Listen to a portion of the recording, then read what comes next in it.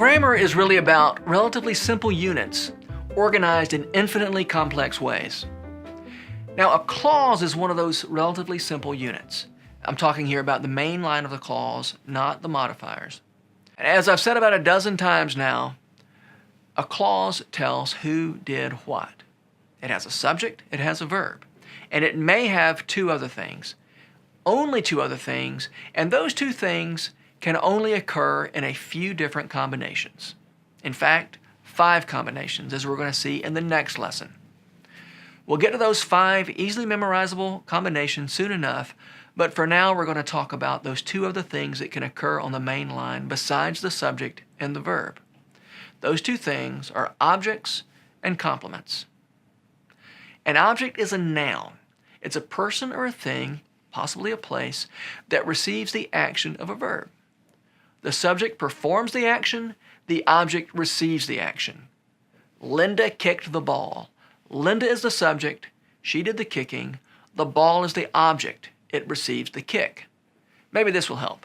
If you subject me to a punch in the nose, I might say, "Hey, I object." You're the subject, I'm the object. Subject does the action, object receives the action. On the main line of a clause, there are 2 possible kinds of objects: direct objects and indirect objects.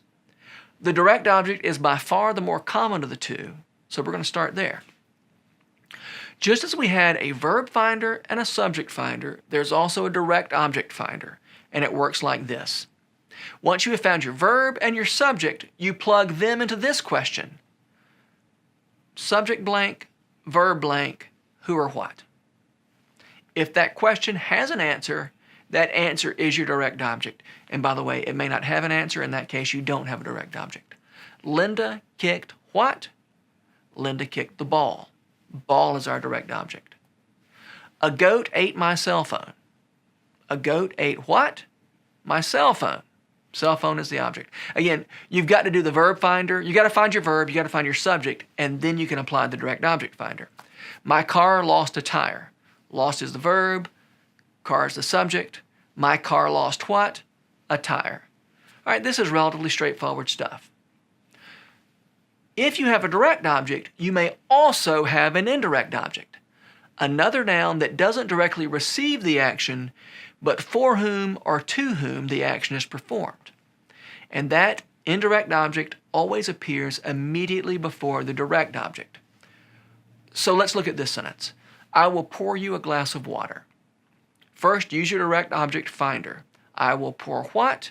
Now be careful here. Don't say you. I'm not pouring you. I will pour a glass of water. All right, so that's our direct object, glass of water. Now that we have found it, we can apply the indirect object finder to identify the indirect object. And here's what the indirect object finder looks like. You found the subject, you found the verb, you found the direct object, and you insert them into the blanks of this question. Subject blank, verb blank, direct object blank, to or for whom or what. The answer to that question, if there is an answer, is your indirect object. I will pour a glass of water for whom? For you.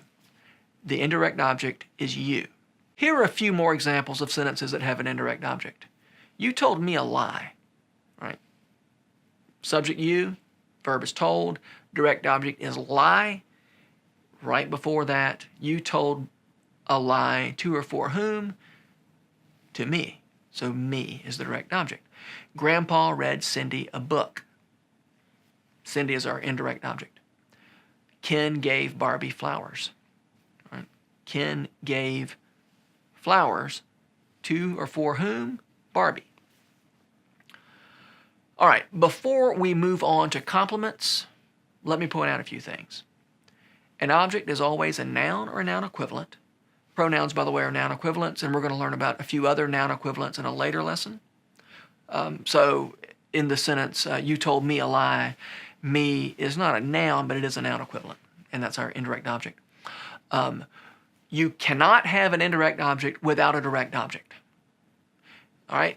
The indirect object, if you have one, always comes immediately before the direct object. Finally, an indirect object can always be rephrased as a prepositional phrase beginning with to or for. So you might say Ken gave Barbie flowers, or you might say Ken gave flowers to Barbie. All right. Either way, the two sentences mean the same thing, but in the first example, Barbie is an indirect object, and in the second example, Barbie is stuck in a prepositional phrase. Grandpa read Cindy a book could just as easily be Grandpa read a book to Cindy. Nothing about the logic of those sentences changes, nothing about the meaning changes, but grammatically speaking, one has an indirect object and one has the same information stuck in a prepositional phrase. That's kind of a matter of taste or preference for you as a writer, whether you do it as an indirect object or whether you do it with a prepositional phrase. It's not super important which way you choose to do that. All right, let's move on to complements. A complement either renames the subject or it describes the subject. So if you're a Willie Nelson fan, you may know the song, "My heroes have always been cowboys." Cowboys renames heroes. You are a sweetheart. Sweetheart renames you. My dog is lazy. Lazy describes my dog. My dog smells funny. Funny describes my dog. These are all predicate complements. Predicate complements are divided into predicate nominatives, which are nouns renaming the subject, and predicate adjectives, which are adjectives describing the subject. The verb that connects or links the subject and its complement is called a linking verb. The most common linking verb by far are the to be verbs: am, is, are, was, were, be, being, and been. There are also some others. You look lovely. Luther smells strange. That test proved difficult. In each of those cases, you have a complement that describes or renames the subject, and that verb, proved or smells or looks, is serving as a linking verb there. Now, there is absolutely no reason to try to memorize all the linking verbs. What I want you to know is that if that noun after the verb renames the subject, or if an adjective after the verb describes the subject, that verb is serving as a linking verb.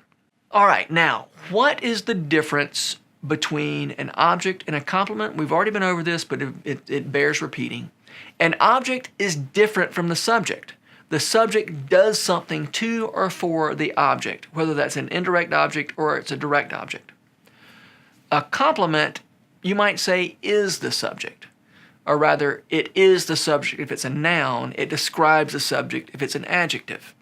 The best way to see the difference here is to think about these two sentences. All right? They look a lot alike, but they're grammatically quite different. First sentence, my dog smells funny. Second sentence, my dog smells a hamburger. All right, those sentences look a lot alike, right? And that verb looks exactly the same in both sentences, but the verb operates very differently. In one sentence, the verb is a linking verb, smells is a linking verb, and in one sentence, smells is an action verb. And that's part of the reason there's no point in trying to memorize a list of linking verbs. First of all, it's just too long, but secondly, and probably more importantly, most linking verbs can also serve as action verbs. Smells, if I smell a flower, it's an action verb. If I smell weird, it's a linking verb. In the second sentence, hamburger is a direct object. My dog is not a hamburger. All right. So to review, on the main line of a clause, you must have a subject and a verb, and you may have an object, possibly two, a direct and an indirect object, or you might have a complement. And there are two kinds of complements: predicate nominatives, which are nouns, and predicate adjectives, which are adjectives. A complement renames or describes the subject, but an object is a noun that is separate from the subject. And incredibly, that is all that can happen on the main line of a clause: subject, verb, object, complement.